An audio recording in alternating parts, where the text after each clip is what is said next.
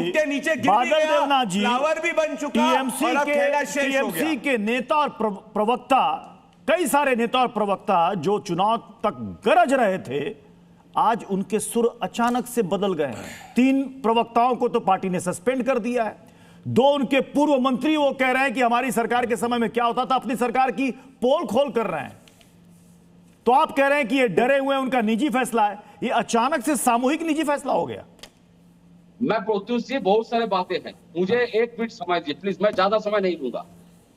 ये जो भंडारी जैसा लोग जो प्रवक्ता है, इनको खुद को ना विधायक का उम्मीदवार ना सीट मिलता है, टिकट मिलता है, ना एमपी का कोई टिकट मिलता है। ये लोग टीवी में बैठे बैठे बहुत सारा बड़ा बड़ा बातें बोलते हैं, लेकिन सबसे बड़ा बात है बादल जी, कम से कम आपका काउंसलर तो प्रोस्टिट्यूशन रैकेट में पकड़ा गया है।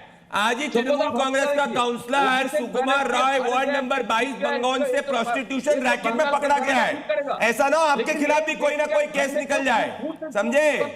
जरा कुंडी खोलो और जरा दम है तो बंगाल के अंदर सड़क पे बाहर घूम के देख लो।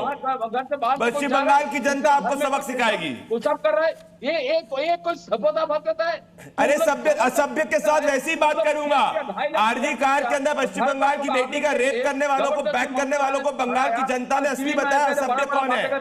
अभी भी घमंड नहीं किया है। रिजू दत्ता से सीखो, रिजू दत्ता से सीखो, जिसको समझ में आ गया कि क्या असलियत है। एक सर जाओ बादल। चलिए, हमारे साथ निवान शर्मा भी इस वक्त जुड़ चुके हैं, आम आदमी पार्टी के प्रवक्ता। निवान शर्मा जी, खैर चुनाव के समय में किसको चुनाव लड़ना है नहीं लड़ना है ये तो उनका फैसला है, लेकिन इस सवाल का जवाब बादल दा नहीं दे पाए। उन्होंने कहा नहीं, पार्टी का फैसला तो नहीं हो सकता, ये उनका निजी फैसला। तो ये अचानक से हृदय परिवर्तन के पीछे आपको वजह समझ में आ रही है? निवान शर्मा जी, निवान शर्मा, देखिए बहुत बहुत नमस्कार। और दूसरी बात, क्या आपने कभी, लेकिन अरे बादल दा 1 सेकंड रुक। बादल दा, पानी बगल में रखा होगा, प्लीज पी लीजिए। कंटिन्यू आप बोले जा रहे हैं, दूसरे के समय भी बोले जा रहे हैं। अभी मेरा सवाल निवान जी से था। देखिए प्रत्युष जी, आपने कभी देखा है कि कोई पार्टी जीतने के बाद ऐसी भाषा का उपयोग करे जैसी ये प्रदीप जी कर रहे हैं? कभी किसी पार्टी को जीतने के बाद इतने अहंकार में और ऐसी वाली भाषा में, अरे तुम्हें देख लेंगे, अरे तुम घर से मत निकलो, अरे तुम्हें बाहर निकलोगे तो देख, ये क्या भाषा है? ये केवल बीजेपी कर सकती है। और यही आतंक मचा दिया इन लोगों ने। बंगाल में जाके लोगों के घर तोड़ रहे हैं, पार्टियों के दफ्तर तोड़ रहे हैं, वहां पे जो है गुंडागर्दी कर रहे हैं बीजेपी के जो कार्यकर्ता हैं। ये क्या तरीका है?